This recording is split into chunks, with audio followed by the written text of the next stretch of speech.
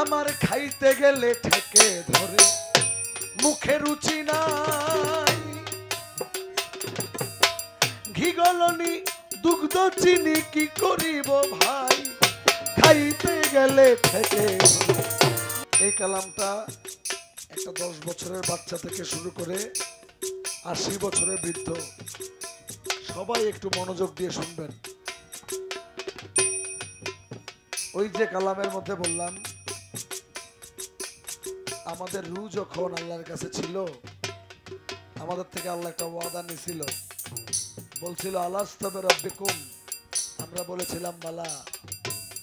দুনিয়ায় যাওয়ার পরে তোমার স্ত্রী পুত্র কন্যা পরিবার টাকা পয়সা ধন সম্পত্তি সবচাইতে বেশি আমাকে তথা আপন আপন মুর্শিদকে ভালোবাসবে।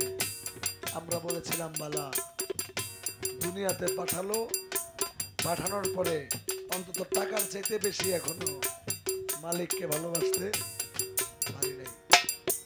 একটা মানুষ যখন মৃত্যু শয্যায় চলে যায়, এই কালামটা পড়তেছি এই জন্য, এই কালামটা আপনাদের নবীনগরের মনমোহন সাধু নিজ হস্তে লেখা কালাম। একটা মানুষ যখন মৃত্যু শয্যায় চলে যায়, ধরেন আপনার 5 মিনিট পর আপনার হাতে আর 5 মিনিট সময় আছে, তখন আপনি কি চিন্তা করবেন? আপনার আর কি করার থাকবে? আমার খাইতে গেলে ঠেকে ধরে মুখে রুচি নাই ঘি গলনি দুগ্ধ চিনি কি করিব ভাই খাইতে গেলে ঠেকে মুখে রুচি নাই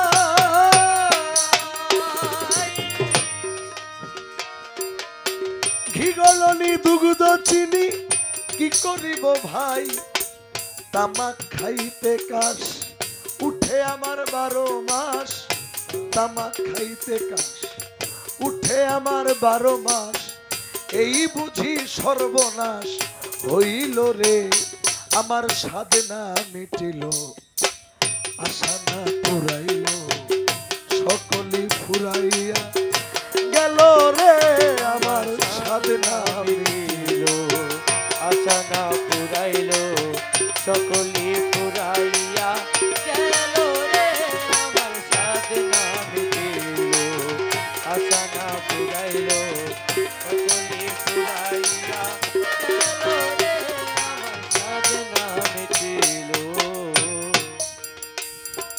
আমি কত সাধে পেলেছিলাম কন্যা পরিবার ভেবেছি বিপদে আপদে তারা হইবে আমার কত সাধে পেলেছিলাম কন্যা পরিবার ভেবেছি বিপদে আপদে তারা হইবে আমার এখন সে অভাগী করে রাগারাগি আরে এখন সে অভাগী করে রাগারাগি এখন সে অভাগী করে রাগারাগি আমি যেন ভূতে ধরা রোগী হইরে আমার সাধনা মিটিল আশা না পুরাইল সকলি ফুরাইয়া গেল রে আমার সাধনা মিটিল আশা না পুরাইল সকলি ফুরাইয়া গেল রে আমার সাধনা মিটিল। ছেলের মতো আদর আমি কাউরে করি নাই নিজে না খাইয়া আমার ছেলেরে খাওয়াই ছেলের মতো আদর আমি কাউরে করি না নিজে না খাইয়া ছেলেরে খাওয়াই এখন ছেলে বলে ও বুড়া বুড়াই নষ্টের গোড়া আরে ছেলে বলে ও বুড়া বুড়াই নষ্টের গোড়া ছেলে বলে ও বুড়া বুড়াই নষ্টের গোড়া জেনে শুনে হার গুড়া করেছি রে আমার সাধনা মিটিল আশা না পুরাইল সকলি ফুরাইয়া গেল রে আমার সাধনা মিটিল আশা না পুরাইল সকলি ফুরাইয়া গেল রে আমার সাধনা সারা জীবন ওই মালিককে স্মরণ না করে বিদেশ গিয়ে হাজার হাজার টাকা কামায়ে ছোট বড় ভাই ছোট ভাইকে লাইন করে বিদেশ পাঠাইলো। এখন বড় ভাইয়ের টাকায় ছোট ভাই বিদেশ গেল, বড় ভাইও ছোট ভাইও এখন অনেক টাকার মালিক, বিয়ে করলো, এখন আর বড় ভাইকে গণার কোনো টাইম। ভেবেছিলাম ভাইয়ের বলে বুঝি বাহুবল, বিপদে আপদে ভাই সহায় আর সম্বল। ভেবেছিলাম ভাইয়ের বলে বিপদে আপদে ভাই সহায় আর সম্বল। এখন ভাইয়ে বলে ও দাদা ভাগ করিয়া দাওয়া ধার। ভাইয়ে বলে ও দাদা ভাগ করিয়া দাওয়া ধার। জেনে শুনে বড় গাধা হইয়াছি রে, সাধে না মিটিল আশা না পুরাইল। সকলে পুরাইয়া গেল রে আমার সাধনা মিটিল। এজন্য ওই জাগের গানে বলেছিলাম ভাই বলো বন্ধু বলো কেউ তো কারো নয়, দুই দিনের দেখাশোনা পথের পরিচয়।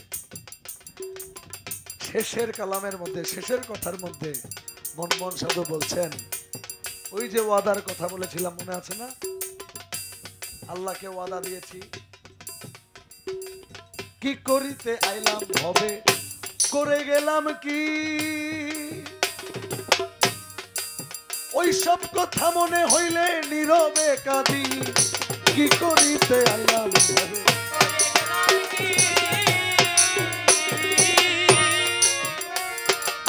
ওই সব কথা মনে হইলে নীরবে কাঁদি। এখন যা হবার তাই হলো মনমোহন কয়ে বলো। এখন যা হবার তাই হলো মনমোহন কয়ে বলো। যা হবার তাই হলো মনমোহন কয়ে বলো। মুখে গুরুজি নাম রে আমার সাধনা মিটিল আশা না ফুরাইল। সকলি ফুরাইয়া গেল রে আমার সাধনা মিটিল আশা না ফুরাইল। সকলি ফুরাইয়া গেল রে সাধনা